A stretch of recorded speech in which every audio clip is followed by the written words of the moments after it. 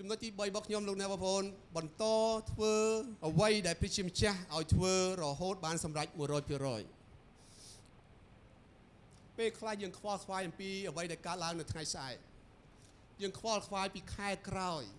យើងខ្វល់ខ្វាយពីឆ្នាំក្រោយលោកអ្នកបងប្អូនដែលខ្វល់ខ្វាយអញ្ចឹងដែរអត់ខ្វល់ខ្វាយពីអនាគតរបស់យើងតើទៅជាយ៉ាងណាខ្វល់ខ្វាយពីអ្វីមួយដែលជាអនាគតដែលយើងអត់អាចផ្លាស់ប្ដូរបានមែនដែរអត់លោកអ្នកបងប្អូនប្រហែលនេះអាចផ្លាស់ប្ដូរអ្វីដែលកើតឡើងនៅថ្ងៃស្អែកបានទេ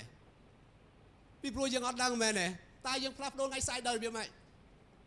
តើយើងផ្លាស់ប្ដូរកិច្ចការដែលកើតឡើងសប្តាហ៍ក្រោយដោយរបៀបម៉េចប្រសិនបើយើងអត់ដឹងកិច្ចការសប្តាហ៍ក្រោយនោះនឹងមានអីកើតឡើងផងហ្នឹង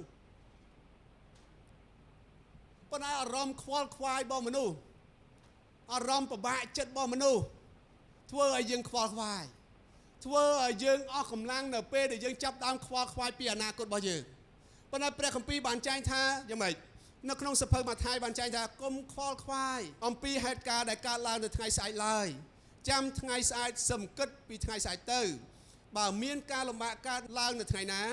ត្រូវដោះស្រាយសម្រាប់តែថ្ងៃនោះបានហើយព្រះគម្ពីរនេះបានលើកទឹកចិត្តយើងថាម៉េចអ្វីដែលយើងអាចផ្លាស់ប្ដូរអនាគតរបស់យើងបានអ្វីដែលយើងអាចផ្លាស់ប្ដូរថ្ងៃស្អែកបាន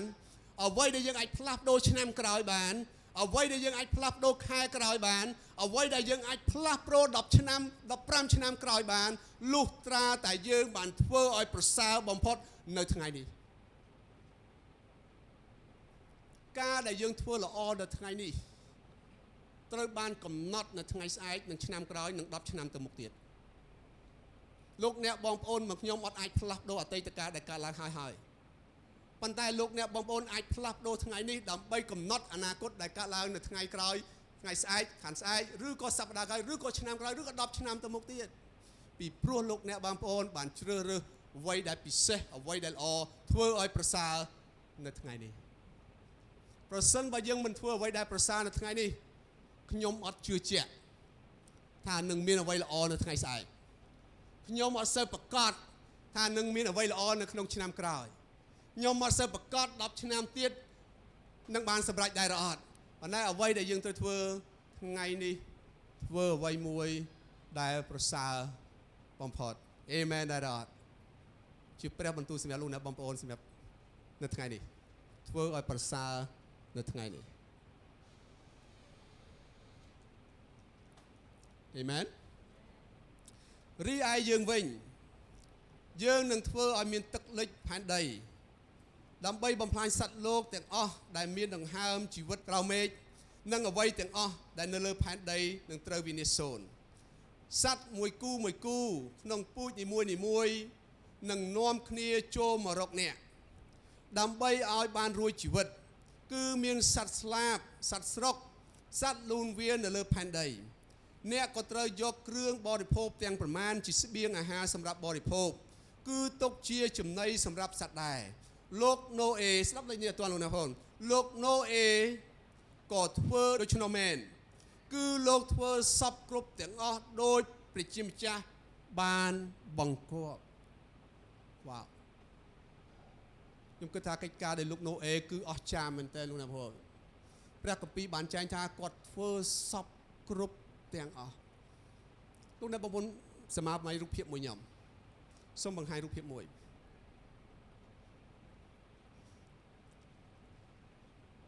នៅពេលដែលយើង commit បញ្ញាចិត្តធ្វើទូកមួយយ៉ាងធំអស់រយៈពេល100ឆ្នាំដើរតាមព្រះបន្ទូលឲ្យមានជំនឿទៅកាន់កិច្ចការដែលព្រះបានត្រាស់ឲ្យយើងធ្វើពេលខ្លះយើងអស់កម្លាំងយើងពិតប្រាកដណូអេនិងគ្រួសាររបស់គាត់អស់កម្លាំងគាត់ត្រូវចិញ្ចឹមជីវិតប្រកបមុខរបរឬក៏ចិញ្ចឹមសត្វដើម្បីចិញ្ចឹមជីវិតនៅក្រុមគ្រួសាររបស់គាត់ប៉ុន្តែអ្វីដែលជាបន្ទុកមួយទៀតគាត់ត្រូវធ្វើតាមព្រះបន្ទូលរបស់ព្រះអង្គកសាងទូកមួយធំសន្សំចំណីដើម្បីសត្វទាំងអស់នេះមានចំណីបរិបូរហៀននៅពេលដែលសត្វទាំងអស់នេះនៅលើទូកធំដែរលោកអ្នកបងប្អូននៅពេលលោកណូអេធ្វើទូកចេញជារូបរាងខ្ញុំជឿថាគាត់មិននឹកស្មានថាគាត់អាចធ្វើបានប៉ុណ្ណឹងមែនដែរអត់ហើយគាត់ក៏មិនមែនជាអ្នកដែលទៅប្រមូលសត្វមកគូចូលទៅកាន់ទូកធំដែរប៉ុន្តែសត្វនោះមកខ្លួនឯងទៅតាមអ្វីមួយដែលព្រះជាម្ចាស់បញ្ជូនគេមកពួកគេមកខ្ញុំជឿថាលោកណូអេឈរពីអ្នកប្រពន្ធនិងកូនប្រុស3នាក់កូនប្រសាស្រី3នាក់ឈរនៅទីនោះឃើញសត្វមួយគូបានដើរចូលទៅកាន់ទូកធំ លោកអ្នកបងប្អូនសមាសម័យ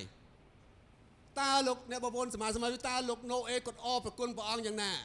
គាត់ឃើញព្រះបន្ទូលរបស់ព្រះអង្គកំពុងតែបានសម្រេចនៅពេលដែលសត្វបានដើរចូលទៅទុកធំប្រហែលជានៅពេលដែលគាត់សាងសង់ទុកធំគ្មានអ្វីកើតឡើងគាត់ទទួលតែពាក្យចំអកគាត់ទទួលតែពាក្យដែលបដិសេធគាត់ទទួលពាក្យពីប្រជាជនពីសាច់ញាតិដែលនៅជុំវិញនោះនិយាយទៅកាន់គាត់ប៉ុន្តែនៅពេលដែលលោកបានឈរនៅមុខទុកធំហើយឃើញសត្វនោះបានចូលទៅកាន់ទុកធំគាត់មានអារម្មណ៍ថាម៉េចព្រះបន្ទូលរបស់ព្រះជាម្ចាស់តែងតែបានសម្រេចព្រះបន្ទូលរបស់ព្រះជាម្ចាស់តែងតែបានសម្រេចប៉ុន្តែយើងត្រូវមានជំនឿរហូតដែលយើងស្ដាប់បង្គាប់រហូតយើងធ្វើកិច្ចការនោះបាន100%អេមែនលោកអ្នកបងប្អូនសាច់រឿងនេះខ្ញុំជឿជាសាច់រឿងមួយដែលលើកទឹកចិត្តលោកអ្នកបងប្អូនបន្តទៅមុខជាមួយនឹងព្រះជាម្ចាស់បន្តទុកចិត្តលើព្រះបន្ទូលសន្យារបស់ព្រះអង្គបន្តធ្វើកិច្ចការរបស់ព្រះអង្គម្ចាស់ដែលព្រះជាម្ចាស់បានផ្ទុកដាក់លើជីវិតរបស់លោកអ្នកបងប្អូនទាំងអស់គ្នាមែនទេបន្តអធិដ្ឋានទៅកាន់ព្រះអង្គកលៈទេសៈមួយចំនួនលោកអ្នកបងប្អូនអត់ងាយស្រួលទេប៉ុន្តែអ្វីដែលយើងធ្វើយើងអធិដ្ឋានហើយយើងតមហាយើងជាយាមដើរតាមមាគ៌ារបស់ព្រះអង្គយើងជាយាមខ្លាចជាមនុស្សសុចរិតជាមនុស្សដែលស្មោះត្រង់ដោយលោកណូអេបានធ្វើដែរហើយយើងជឿជាក់ថាថ្ងៃណាមួយលោកអ្នកបងប្អូនហើយនឹងខ្ញុំឃើញសត្វមកគូបានដើរចូលទៅកាន់ទុកធំសត្វមកគូទៀតបានដើរចូលទៅកាន់ទុកធំលោកណូអេនៅក្នុងទុកធំបានផ្ដល់ចំណីដល់សត្វបានហូបបាយជាមួយនឹងក្រុមគ្រួសាររបស់គាត់មើលទៅកាន់ទឹកដែលបានភ្លៀង40ថ្ងៃ40យប់លិចជន់ទាំងអស់គាត់មើលទៅកាន់ផ្ទៃមេឃគាត់អរព្រគុណព្រះអង្គគាត់ឃើញព្រះបន្ទូលសន្យារបស់ព្រះអង្គបានសម្រេចជារូបរាងប្រហែលជាគាត់សោកស្ដាយមនុស្សដែលមិនព្រមជឿគាត់ប៉ុន្តែគាត់ក៏អរព្រគុណព្រះអង្គដែលព្រះអង្គបានជ្រើសរើសគាត់សាងសង់ទូកធំរយៈពេល100ឆ្នាំថ្ងៃនេះខ្ញុំបានលទ្ធផលដែលព្រះបានឃើញកិច្ចការអស្ចារ្យនេះហើយយើងបានឃើញលទ្ធផលរួចហើយខ្ញុំចង់លោកអ្នកបងប្អូនទាំងអស់គ្នាដែលជាអ្នកដើរតាមព្រះយេស៊ូវគ្រីស្ទបន្តដំណើរជំនឿរបស់យើងផ្ទាល់ជាមួយនឹងព្រះយេស៊ូវគ្រីស្ទបន្តធ្វើអ្វីមួយដែលព្រះគ្រីស្ទឲ្យយើងធ្វើបន្តធ្វើអ្វីមួយដែលព្រះបន្ទូលប៉ះពាល់ជីវិតលោកអ្នកបងប្អូនទាំងអស់គ្នាបន្តធ្វើតាមព្រះបន្ទូលមួយនោះអេមែនទោះពេលខ្លះខ្ញុំដឹងថានឿយហត់ប៉ុន្តែលោកអ្នកបងប្អូនត្រូវដឹងចិត្តគ្រូងវាលនឹងមិនដែរលោកអ្នកបងប្អូននៅដដែលទេគឺរុញលោកអ្នកបងប្អូនទៅមុខមែនទេអត់ប៉ុន្តែបងប្អូនបាននិយាយក្នុងចិត្តថាគ្រូចេះតែរុញខ្ញុំរហូតបាទខ្ញុំត្រូវតែរុញពីព្រោះព្រះប្រាប់ខ្ញុំថាឲ្យរុញលោកអ្នកបងប្អូនទាំងអស់គ្នាឲ្យទៅមុខបន្តមានជំនឿបន្តស្ដាប់បង្គាប់ព្រះអង្គបន្តអធិដ្ឋានបន្តតមហានៅក្នុងជីវិតរបស់យើងរហូតកិច្ចការរបស់ព្រះបានសម្រេចនៅក្នុងជីវិតរបស់យើងអេមែនអាចផ្ទះដៃសរសើរក្នុងការព្រះអង្គបានទេ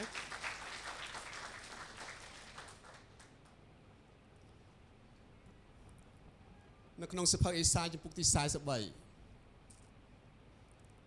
ព្រះម្ចាស់ដែលបានញែកសមុទ្រធ្វើជាផ្លូវមួយគឺធ្វើផ្លូវតូចនៅកណ្ដាលមហាសាគរ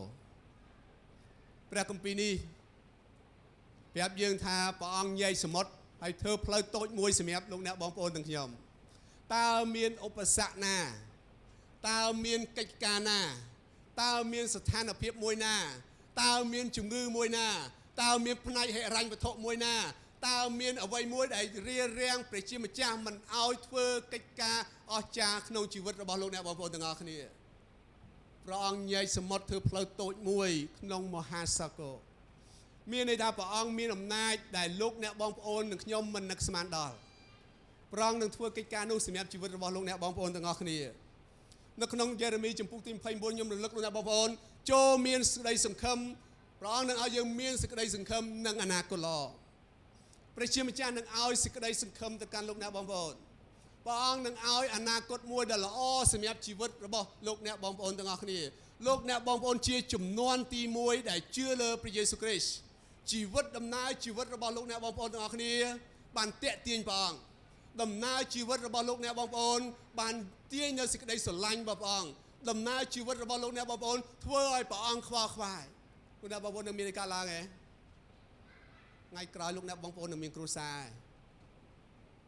មែនអត់ថ្ងៃក្រោយលោកអ្នកបងប្អូននឹងមានកូនហើយកូនរបស់លោកអ្នកបងប្អូននឹងមានកូនហើយលោកអ្នកបងប្អូនខ្លាចជាយាយតាគេមែនទេដោយសារយើងជាចំនួនទី1ព្រះអង្គខ្វល់ខ្វាយពីយើងមែនទេអត់ពីព្រោះព្រះអង្គក៏ខ្វល់ខ្វាយចំនួនក្រោយដែលកើតចេញពីយើងដែរដូច្នេះព្រះអង្គនឹងជ្រោមជ្រែងយើងជាការដែលតាក់ទាញព្រះអង្គមែនទេយើងជាសេចក្តីស្រឡាញ់របស់ព្រះអង្គខ្វល់ខ្វាយពីលោកអ្នកបងប្អូនទាំងអស់គ្នាអេមែនណាគិតមិនគិតទៅឲ្យតែព្រះអង្គខ្វល់ខ្វាយខ្ញុំស្កប់ចិត្តហើយអេមែនព្រះអង្គឲ្យសេចក្តីសង្ឃឹមព្រះអង្គនឹងឲ្យអនាគតដ៏ល្អសម្រាប់ជីវិតលោកអ្នកបងប្អូនទាំងអស់គ្នាអេមែនសូមក្រុមថ្វាយបង្គំអត់ដឹងនៅណាទេស្ដាប់ជក់ពេកភ្លេចឡើងមែនទេសូមលោកអ្នកបងមកក្រោកឆ្លាននៅថ្ងៃនេះ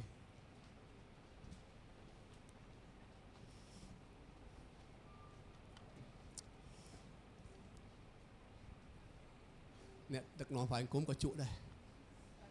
មែនទេអេមែនអត់មែនអត់មិនភ្លេចមែនអត់ភ្លេចហ្នឹងមែនអត់ភ្លេចឡើងក៏ជក់ចិត្តមិនគេទេណាគាត់ជក់ចិត្តទេមិនអញ្ចឹងមែនទេគាត់ជក់ចិត្ត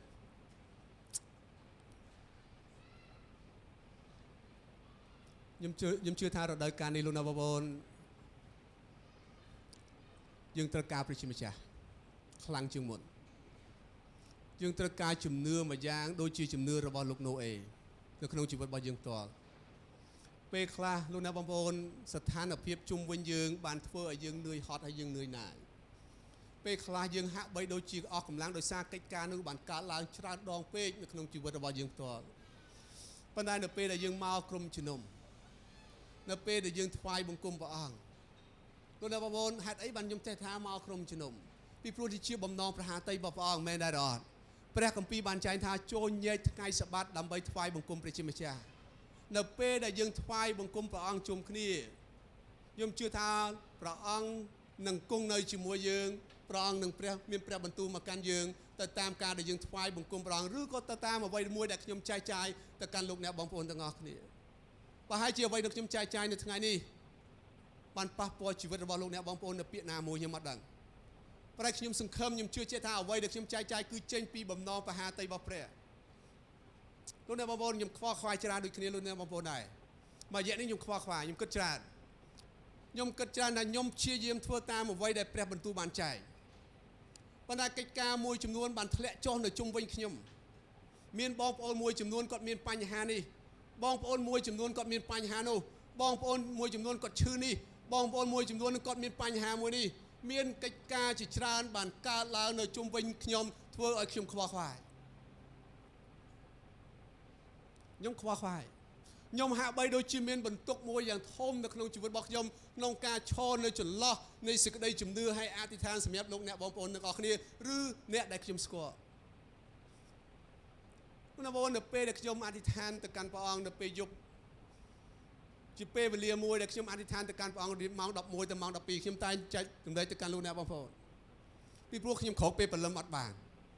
ពីព្រោះពេលព្រលឹមមានគេហាត់ប្រាណមានសម្លេងម៉ូតូមានគេរ៉ូស៊ីនៅម៉ោង5នៅពេលព្រលឹម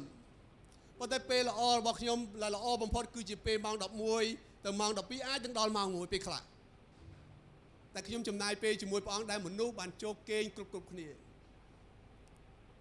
លោកអ្នកបងប្អូននៅពេលដែលខ្ញុំចំណាយពេលជាមួយព្រះអង្គមានព្រះបន្ទូលមកកាន់ខ្ញុំហើយខ្ញុំដឹងយ៉ាងប្រកាសថាម៉ោងនេះព្រះអង្គមានព្រះបន្ទូលមកកាន់ខ្ញុំម៉ោងនេះខ្ញុំមានកម្លាំងម៉ោងនេះខ្ញុំទទួលការលើកទឹកចិត្តម៉ោងនេះខ្ញុំទទួលសេរីភាពម៉ោងនេះខ្ញុំបាត់ភាពនឿយណាយរបស់ខ្ញុំម៉ោងនេះនឹងខ្ញុំនឹងទទួលចម្លើយមួយដែលខ្ញុំអត់មានចម្លើយ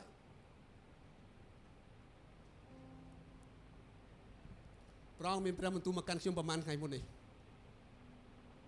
ព្រះអង្គមានព្រះបន្ទូលថាព្រះអង្គជា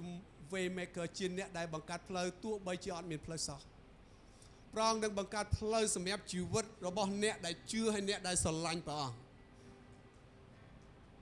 ង្គនឹងបង្កើតផ្លូវសម្រាប់យើងព្រះអង្គនឹងបង្កើតផ្លូវនៅសមុទ្រនៅក្នុងមហាសាគរដែលយើងជាគ្រឹះបរិស័ទអ្នកដើរតាមព្រះយេស៊ូវគ្រីស្ទអាចដើរបានប្រហែលជាពេលខ្លះលោកអ្នកបងប្អូនអត់មានចម្លើយប្រហែលជាពេលខ្លះលោកអ្នកបងប្អូនអត់មានដំណោះស្រាយនៅក្នុងជីវិតរបស់លោកអ្នកបងប្អូនទាំងអស់គ្នា ប៉ុន្តែព្រះអង្គជាចម្លើយព្រះអង្គជាផ្លូវសម្រាប់លោកអ្នកបងប្អូនទាំងអស់គ្នាព្រះអង្គជាព្រះដែលបង្កើតអ្វីៗទាំងអស់នៅពេលដែលយើងសម្លឹងទៅលើយើងនឹងឃើញចម្លើយដែលនៅខាងលើដែលព្រះរៀបចំសម្រាប់ឲ្យលោកអ្នកបងប្អូនទាំងអស់គ្នាអ្វីដែលយើងត្រូវធ្វើលោកអ្នកបងប្អូនមានជំនឿឲ្យស្ដាប់បង្គាប់ព្រះអង្គមានជំនឿឲ្យដើរតាមមាគ៌ារបស់ព្រះអង្គលោកអ្នកបងប្អូននឹងបានចម្លើយពីព្រះអង្គ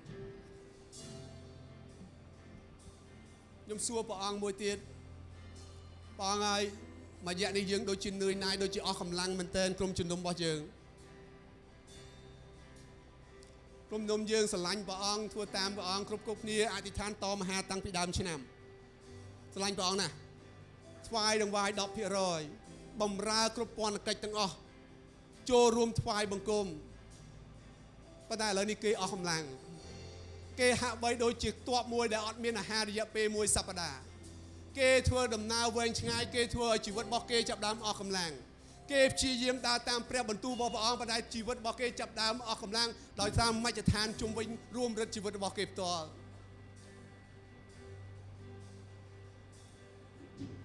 ព្រះអង្គមានព្រះបន្ទូលមកកាន់ខ្ញុំថាអញ្ចឹងអស់អ្នកណាដែលស្រេកអស់អ្នកណាដែលនឿយណាយអស់អ្នកណាដែលអស់កម្លាំងសូមចូលមកកាន់ខ្ញុំអស់អ្នកណាដែលមានអារម្មណ៍ថាខ្សោះល្វើយសូមចូលមកកាន់ខ្ញុំអស់អ្នកណាដែលត្រូវការទឹកទទួលទានសូមចូលមកកាន់ខ្ញុំទឹកដែលខ្ញុំឲ្យទៅលោកអ្នកបងប្អូនទាំងអស់គ្នាគឺជាទឹកដែលផ្ដល់កម្លាំងសារជាថ្មីម្ដងទៀតលោកអ្នកបងប្អូននឹងឆ្អែតនៅពេលដែលលោកអ្នកបងប្អូនបានចូលហើយផឹកទឹកចេញពីព្រះអស់របស់ព្រះអង្គមានស្ត្រីម្នាក់នៅក្នុងព្រះគម្ពីរនៅពេលដែលព្រះអង្គជួបគាត់នៅដងទឹកស្ត្រីនោះដងទឹកហើយទទួលទានទឹកនោះព្រះយេស៊ូវគ្រីស្ទបានសុំទឹកពីនាងពិសាព្រះយេស៊ូវមានព្រះបន្ទូលទៅកាន់នាងថាបើនាងស្គាល់ខ្ញុំបើនាងផឹកទឹកចេញពីខ្ញុំនាងនឹងមិនស្រេកទៀតឡើយបើសិនបើលោកអ្នកបងប្អូននិងខ្ញុំមានព្រះបន្ទូលព្រះអង្គតែមួយពាក្យនៅក្នុងជីវិតរបស់លោកអ្នកបងប្អូនទាំងអស់គ្នាព្រះបន្ទូលមួយពាក្យនោះនឹងដោះស្រាយគ្រប់កលៈគ្រប់ស្ថានភាពទាំងអស់ដែលលោកអ្នកបងប្អូនកំពុងតែប្រឈមមុខពាក្យមួយម៉ាត់ព្រះបន្ទូលមួយម៉ាត់របស់ព្រះយេស៊ូវគ្រីស្ទមានតម្លៃជាងឧបសគ្គរាប់ពាន់ដែលកើតឡើងជុំវិញជីវិតរបស់លោកអ្នកបងប្អូនទាំងអស់គ្នាអ្វីដែលយើងត្រូវធ្វើលោកអ្នកបងប្អូនទទួលព្រះបន្ទូលរបស់ព្រះអង្គហើយស្ដាប់បង្គាប់ខ្ញុំជឿថាគ្រប់កិច្ចការដែលវាមិនគួរកើតឡើងនៅក្នុងជីវិតរបស់យើងវានឹងចេញឆ្ងាយពីជីវិតរបស់យើងផ្ទាល់អេមែនព្រះអង្គល្អអេមែនព្រះអង្គគង់នៅជាមួយយើងបើព្រះអង្គគង់នៅជាមួយយើងគ្មានស្ថានភាពណាមួយមានកលៈទេសៈណាមួយដែលយើងមិនអាចយកឈ្នះបាននោះឡើយអេមែនព្រះអង្គយើងមានកម្លាំងគ្រប់គ្រាន់ព្រះអង្គយើងមានអំណាចគ្រប់គ្រាន់ព្រះអង្គមានរាប់លានចម្លើយសម្រាប់ជីវិតលោកអ្នកបងប្អូនទាំងអស់គ្នាព្រះអង្គមានរាប់លានដំណោះស្រាយសម្រាប់ជីវិតរបស់លោកអ្នកបងប្អូនទាំងអស់គ្នាអ្វីដែលយើងត្រូវធ្វើមកជួបព្រះអង្គមកនៅក្រោមបាតទារបស់ព្រះអង្គដូចជាស្ត្រីម្នាក់យកប្រេងមកលាបហើយយកសក់យកមកជូតព្រះអង្គហើយព្រះអង្គបានប្រទានពរដល់នាង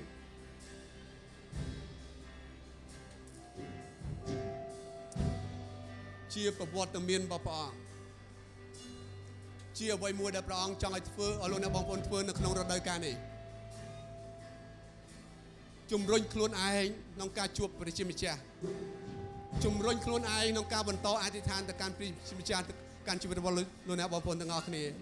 ជំរុញខ្លួនឯងលត់ដំខ្លួនឯងក្នុងការទុកចិត្តព្រះអង្គឲ្យមានជំនឿទៅកាន់ព្រះអង្គថែមទៀតអេមែនទេបិតាដែលជាព្រះទូលបង្គំអរគុណព្រះអង្គនៅថ្ងៃនេះទូលបង្គំអរគុណព្រះអង្គសម្រាប់ព្រះបន្ទូលរបស់ព្រះអង្គនៅថ្ងៃនេះជាព្រះបន្ទូលមួយដែលលើកទឹកចិត្តទូលបង្គំម្នាក់នៅក្នុងបន្ទប់នេះព្រះអង្គហើយជាជំនឿមួយដែលយើងអាចរៀនបានពីជីវិតរបស់លោកណូអេជាជំនឿមួយដែលស្ដាប់បង្គាប់ព្រះអង្គហើយធ្វើតាមព្រះអង្គរហូតទៅដល់កិច្ចការរបស់ព្រះអង្គបានសម្រេចនៅក្នុងជីវិតរបស់យើងផ្ទាល់បិតាព្រះអង្គស្រឡាញ់យើង ព្រះអង្គមានគម្រោងការដ៏ល្អសម្រាប់យើងព្រះអង្គនឹងបង្កើតផ្លូវសម្រាប់ជីវិតរបស់យើងផ្ទាល់ព្រះអង្គនឹងឲ្យចម្លើយនៅពេលដែលយើងសួរព្រះអង្គផ្ទាល់ផងដែរព្រះម្ចាស់ហើយព្រះអង្គនឹងឲ្យដំណោះស្រាយទៅគ្រប់កលៈទេសៈដែលយើងកំពុងទៅជួបផងដែរព្រះម្ចាស់ហើយបិតាអើយសូមឲ្យយើងបានទទួលនូវព្រះបន្ទូលរបស់ព្រះអង្គផឹកទឹកដែលចេញពីបល្ល័ង្ករបស់ព្រះអង្គដែលទឹកនោះនឹងផ្ដល់ឲ្យទូបង្គំបានមានកម្លាំងសារជាថ្មីដកភាពនឿយណាយដកភាពអស់កម្លាំងដកភាពល្វើយដកភាពជូរចត់ដករកទាំងជំងឺដករកទាំងបញ្ហាប៉ុន្តែសូមឲ្យសេរីល្អរបស់ព្រះអង្គសូមឲ្យទីបន្ទាល់របស់ព្រះអង្គបានកើតឡើងនៅក្នុងដំណើរជីវិតរបស់ទូបង្គំផងដែរព្រះចាស់ហើយសូមឲ្យទីបន្ទាល់នៃដំណើរជីវិតរបស់ទូបង្គំជាទីបន្ទាល់ដល់មនុស្សរាប់លាននាក់នឹងលើទីបន្ទាល់មួយនេះផងដែរព្រះម្ចាស់ហើយពេលទូបង្គំអរគុណព្រះអង្គទូបង្គំអរគុណព្រះអង្គដែលជំនឿរបស់ទូបង្គំបានតាក់ទាញព្រះអង្គជំនឿរបស់ទូបង្គំធ្វើឲ្យព្រះអង្គនឹងប្រគង់នៅក្នុងកិច្ចការដែលទូបង្គំធ្វើព្រះម្ចាស់ហើយជំនឿរបស់ទូបង្គំនឹងទទួលចម្លើយពីព្រះអង្គផងដែរព្រះម្ចាស់ហើយគុណអរគុណព្រះអង្គហើយគុណថ្វាយបងប្អូនរបស់ទូបង្គំនៅក្នុងបន្ទប់នេះថ្វាយរាល់កិច្ចការដែលជួបប្រទះនៅក្នុងជីវិតរបស់ពួកគេព្រះម្ចាស់ហើយថ្វាយទៅក្នុងព្រះហស្ថរបស់ព្រះអង្គជាព្រះហស្ថមួយដែលយើងតែងតែទទួលចម្លើយជាព្រះហស្ថមួយដែលយើងនឹងតែទទួលនៅការអស្ចារ្យពីព្រះអង្គគុណអរគុណព្រះអង្គទូបង្គំសរសើរដំកើងព្រះអង្គទូបង្គំអរគុណព្រះអង្គដែលនៅក្នុងព្រះនាមព្រះម្ចាស់ព្រះយេស៊ូវគ្រីស្ទអាមែន